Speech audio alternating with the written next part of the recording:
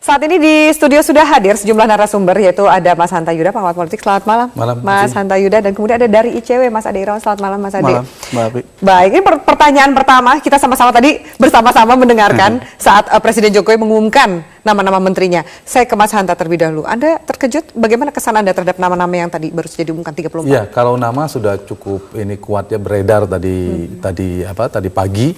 Cuma ada beberapa nama yang tidak masuk yang tadi pertemuan di rumah Ibu Mega, yaitu Marwar Sirait. Itu saja yang kejutannya menurut saya. Di luar itu nama-nama yang sudah muncul, cuma menurut saya memang belum terkait. Kalau saya tertarik ketika mendapatkan nama 34 ini adalah langsung kalau saya riset kecil, kriteria-kriteria yang dibuat oleh Pak Jokowi selama ini, integritas, tentu terkait dengan kapabilitas dan KPK yang kemarin ditanda merah, kuning, sebagainya. Nah, itu kan kita tidak tahu datanya siapa yang dapat kuning, siapa merah dan kuning. Mungkin Mas Ade dapat bocoran.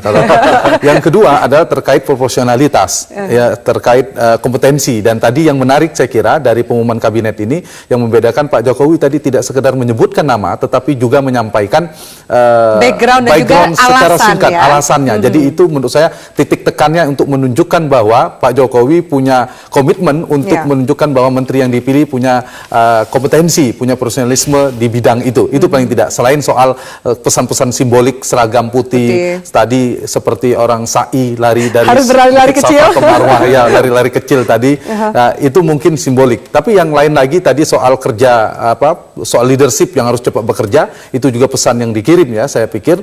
Nah, tapi yang juga menarik ada soal keseimbangan politik yang juga diperhatikan. Bagaimana lihat ada keseimbangan politik dalam postur kabinet yang baru saja diumumkan? Ini yang membuat lama menurut saya ini. Justru tadi jam 4 jam 5 mungkin karena ada perubahan satu nama ya. Nah, ini yang menarik, tidak hanya parpol tapi juga memperhatikan keseimbangan daerah. Kita lihat ada dari Papua, ada dari Sulawesi Selatan dan lain sebagainya. Kalau partai sudah jelas, kalau kita catat mungkin yang ada nama yang paling tidak ya.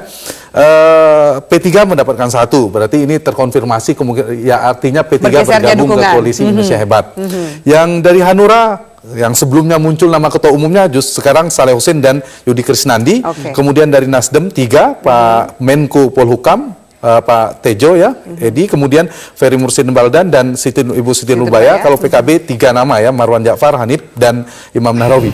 Nah, ini yang menurut saya memang kesimpulannya seperti riset saya di buku Presidensialisme Setengah Hati itu, siapapun menjadi presiden Republik ini dalam situasi politik seperti ini itu sulit menghindari kompromi politik yang cukup kencang dalam pembentukan kabinet. Oke, ditahan di situ Mas Anda. Nanti akan ulas lagi bagaimana tanggapan Anda. Kalau dari ICW sendiri sebagai penggiat anti korupsi, bagaimana Anda melihat nama-nama yang baru saja diumumkan oleh Jokowi, Mas Ade? Ya, so-so lah. Kalau kami sebenarnya dari awal ekspektasinya tinggi gitu ya. Paling tidak mereka yang punya track record buruk itu tidak diakomodir. Walaupun memang berarti didengarkan juga dong kemudian suara-suara dari LSM atau kemudian penggiat yang lain. Ya, itu yang saya katakan so-so gitu. Ada yang diakomodir, ada yang juga tidak. Kalau dilihat dari nama-nama yang tadi diumumkan, ada yang punya potensi konflik kepentingan, ada juga yang menurut kami punya catatan buruk gitu. Paling tidak versi kami nilainya kuning atau merah tetap saja dimasukkan, dan saya kira ini bagian dari politik mengakomodasi banyak kepentingan itu ya. Dan ya yang kedua, kalau bagi kami di anti korupsi yang juga harus diperhatikan adalah selain orang-orang yang sesuai kriteria atau kompatibel dengan kriteria yang sudah ditetapkan oleh Pak Jokowi, juga menteri-menteri yang terkait dengan pemberantasan korupsi gitu ya. Paling tidak di Setnek dan di Kumham. Nah, di Kumham menurut saya sih ya, walaupun tadi pagi namanya baru muncul, tapi ini agak mengejutkan. Ada misalnya pergeseran dari Prof Saldi ke politisi PDI.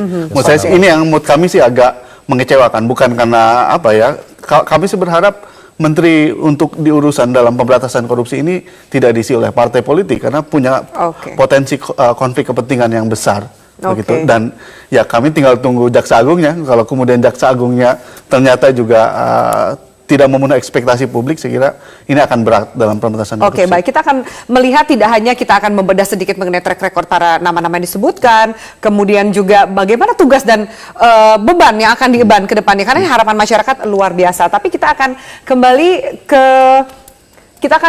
ke rekan Putri Ayuning Tias. Dan kami akan jeda sejenak, pemirsa, kami akan lanjutkan sesaat lagi, tetaplah bersama kami. nasional